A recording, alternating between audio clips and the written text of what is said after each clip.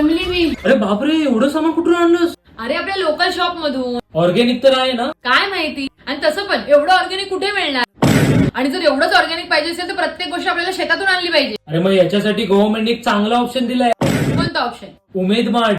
उमेद mart. उमेद mart हे ग्रामीण विकास मंत्रालया अंतर्गत उमेद अभियानद्वारे चालवलं जातं आणि इथे विकल्या जाणाऱ्या सर्व वस्तू ग्रामीण भागातील महिलांद्वारे बनवल्या जातात आणि त्या सर्व वस्तू पूर्णतः ऑर्गॅनिक आणि उत्तम दर्जाच्या असतात.